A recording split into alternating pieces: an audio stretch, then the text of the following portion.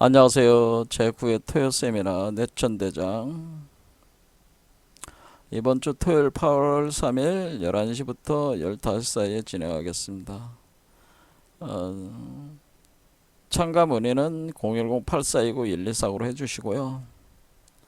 현장 참가가 힘든데 영상 강의를 시청하고 싶으신 분들은 저희 조학당과 공업인 아카데미 두 개의 유튜브 채널을 운영하고 있으니까 가입을 하셔가지고 시청하시면 되겠습니다. 이번 주부터는 전반부에는 강정산의 현무경을 할 것이고요. 후반부에는 성철 스님의 무엇이 너의 본래 면목이냐, 이 본지풍가 내용들을 첫 번째 장부터 해서 하나하나 풀어보겠습니다. 그래서 일단은 전반부에 현무경을 할 건데, 이제 잠깐 이번 주 할 내용을 말씀을 드리자면은, 우리가 이제는 개벽 시대에 지금 우리가 인류가 들어와 있는데, 이 시기에는 일종의 대혼란의 시기를 거쳐야 돼요. 그게 이제는 우리가 전설상으로 강태공이라고 하는 사람을 아시는 분들이 많이 있을 겁니다. 이 강태공이 은나라를 멸하고 주나라로 새롭게 중국을 통일하지 않습니까?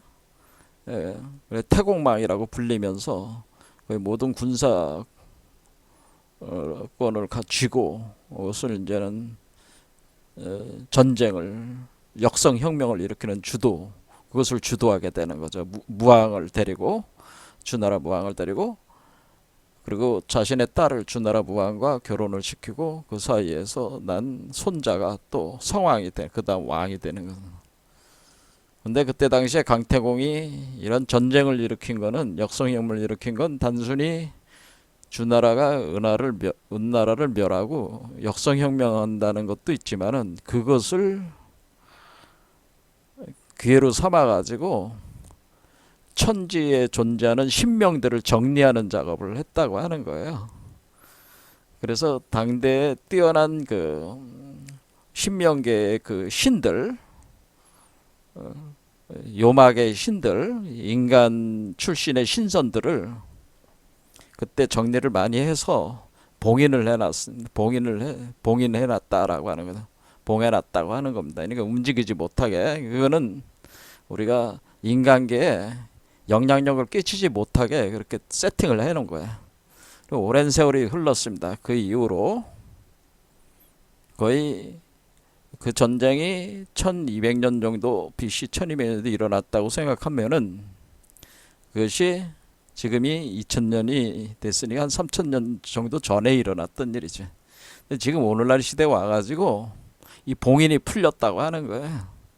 봉인이 풀리면서 신명계와 우리 현상계가 서로 이게 소통이 되는 거죠.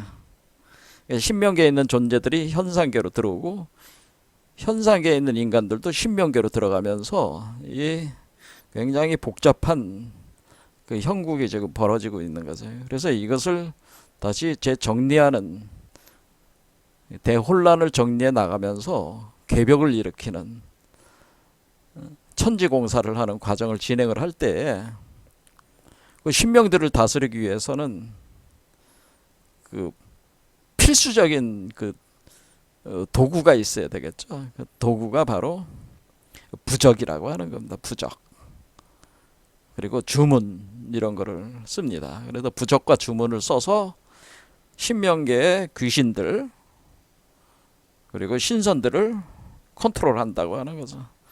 그래서 그들의 힘을 이용을 해서 천지개벽을 일으키고 그리고 새로운 시대를 연다. 뭐 그런 개념이 강지한 선생의 이 개벽사상 중에 이 저변에 깔려 있는 사유 중에 하나에 그런 내용을 잘 담고 있는 것이 강지한 선생의 유일한 저작물로 알려져 있는 친필 저작물인 현무경에 그게 잘 표현이 돼 있다. 그게 무령부라고 해가지고 부적들로 이렇게 구성이 돼 있습니다.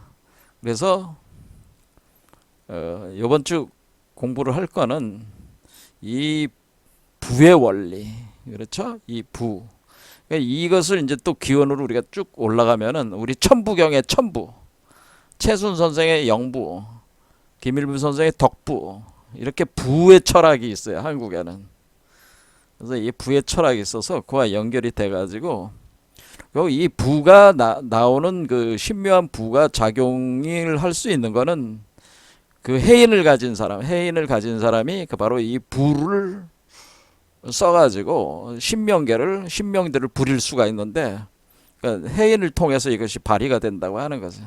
이런 것들이 다 연관이 돼 있기 때문에 그 해인이 바로 또 천부인이란 말이에요. 그러니까 환웅이 이 세계로 들어올 때 환인으로부터 받아서 가지고 온 해인이라고 하는 신물이 바로 그 부를 운영하는 그 핵심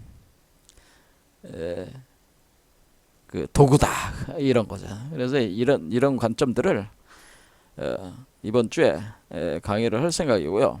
그러면서 강진산 선생의 사상, 개벽사상, 천지공사 사상, 이런 거, 의통에 대한 문제라든가 이런 것들을 일단 사상적인 어떤 전반적인 틀, 그리고 그다음에 그분의 그 생애, 이런 부분들을 좀 짚어나가면서 일단 기본적인 공부를 해보도록 하겠습니다.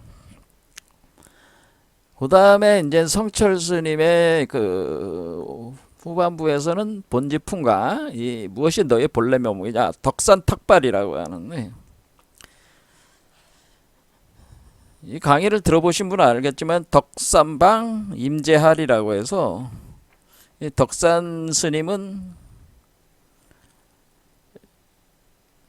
그 자신들의 제자를 다스릴 때 몽둥이로 후려치는 그런 어떤 방식이 있어요. 물론 몽둥이로 30대 때리고 20대 때리고 이렇게 때리면서 그 깨우침을 주는 그런 스타일인데, 이 양반이. 그런데 이 덕산과 관련돼서 굉장히 그 덕산 스님과 관련돼서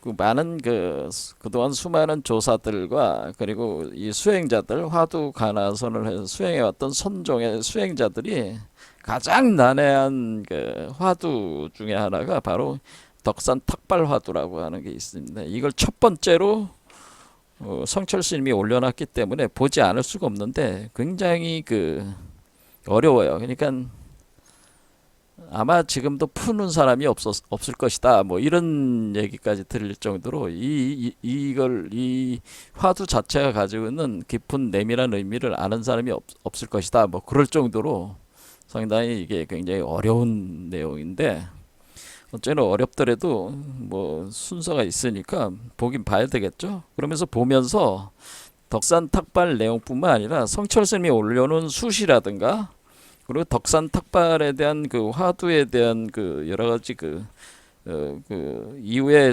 그 스님들께서 그걸 어떻게 생각하는가에 대한 그런 내용들도 올라와 있기 때문에 그런 부분들을 같이 볼 생각입니다. 그래서 덕산 탁발은 뭐냐면은 이 덕산 스님이 어느 날 공양에 늦었어요. 그러니까 공양 이제 밥을 먹으러 가야 되죠. 공양. 스님들이 밥을 먹어야 되는데 공양에 늦었다는 얘기죠. 근데 바리떼를 들고 열심히 가고 있는데 법당에 이르렀죠. 공양을 하는데 배가 고프니까 간 거죠. 그 바리떼를 들고, 스님들은 밥그릇 들고 다니잖아요. 그게 바리떼란 말이야. 이제 그 공양주였던 그 설봉 스님은 덕산 스님의 제자인데, 제자가 덕산 스님 자기 스승한테 뭐라고 얘기하냐면, 이 늙은이가 종도 치지 않고 북도 두드리지 않았는데 바리떼는 들고 어디로 가냐, 이렇게 하니까 제자가 스승한테 이렇게 반말조로 이렇게 했단 말이에요. 아니, 종도 치지 않고 북도 치지 않았는데 밥그릇은 들고 어디 가는 거야, 이렇게 하니까 덕산이 기가 죽어가지고 머리를 푹 숙이고 그냥 도로 다시 자기 그러니까 방장으로 돌아갔다, 그런 겁니다. 그러니까 제자가 그냥 이렇게 호통을 치니까 사람들이 생각할 때는 제자가 수준이 더 높은 건가 뭐 이렇게 생각할 수도 있는 거 아니겠어요? 이게 꼼짝없이 덕산 스님 그 말에 따라서 도망갔으니까.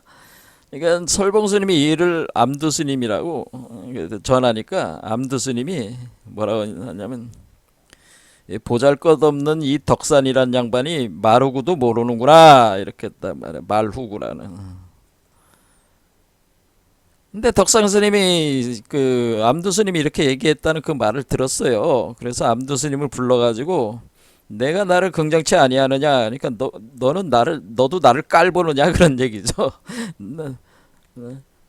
내가 나를 네가 인정을 안 하는 거냐 뭐 이런 식으로 이제는 물으니까 암두 스님이 은밀히 그 뜻을 뭐야 이 귀에다가 쏙닥쏙닥 자기네들끼리 하는 얘기로 쏙닥쏙닥 귀에다 대고 덕산 스님 귀에다가 암두 스님이 쏙닥쏙닥 거렸다 이게 은밀히 그 뜻을 말했다 뭐 그런 겁니다. 그게 그 다음날 덕산 스님이 법상에 올라서 법문을 하는데 그 전과는 다르게 했다는 달랐다는 거. 왜냐면 이제는 그 전에는 좀 기가 죽은 듯이 하더만 이제 올라가서는 뭔가 활발하게 했다는 거죠.